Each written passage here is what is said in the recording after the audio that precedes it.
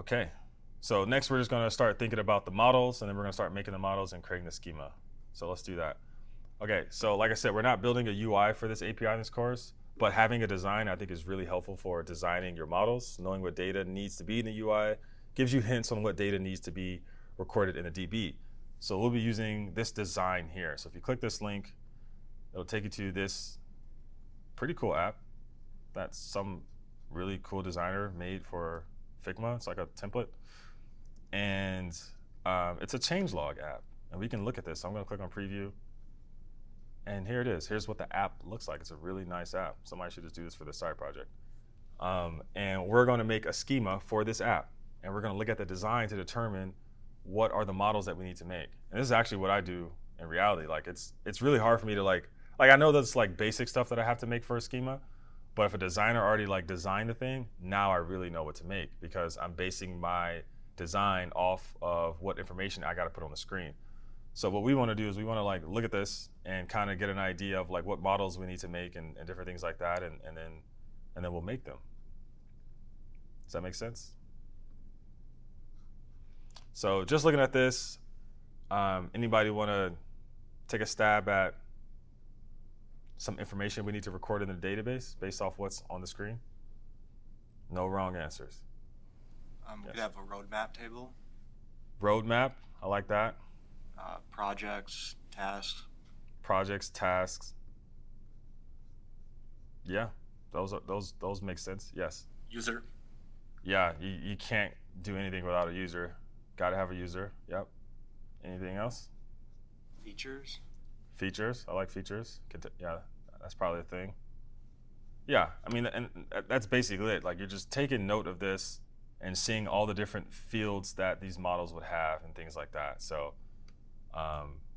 let's get to it. So first, I'm just kind of going to introduce you to like the Prisma syntax. So I'm just going to go into the code and we're going to just write, let's just do the user schema. So the way this works inside of Prisma, if you ever use like GraphQL syntax, it's very similar to that. The team behind Prisma had a GraphQL product before this, so they're like heavy into GraphQL. So this thing is heavily influenced off GraphQL's syntax or whatever it's called, which is heavily influenced off JSON. So if you know how to make JavaScript objects, you'll know how to do this. So if I want to make a user schema, I can say model user like that. And all users have a what? ID. ID, yeah, all users have an ID. So I can say ID. I can make it an integer if I want to, but I like my IDs to be string. So I'm gonna say ID is a string. And then I have to give this, I don't know what they call this in Prisma, but I always think of directive. I think it's like an attribute maybe. So I'm gonna say this is the, this is identifying this field as the ID field.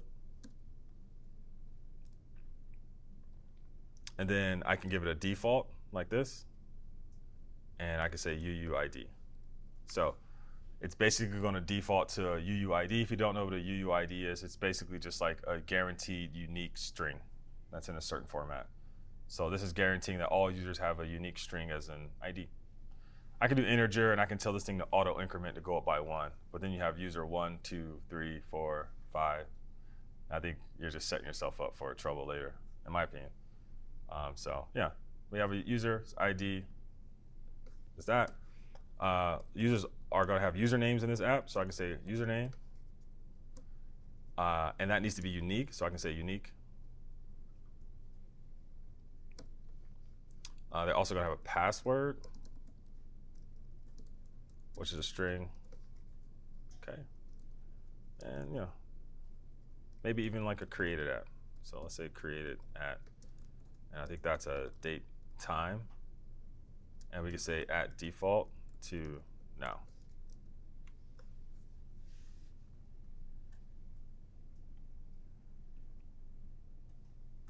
Okay.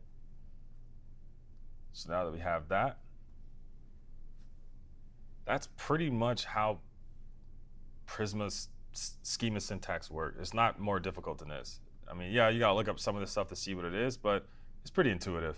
And it doesn't really matter what database you choose. It's 99% the same no matter the database, which I think is refreshing.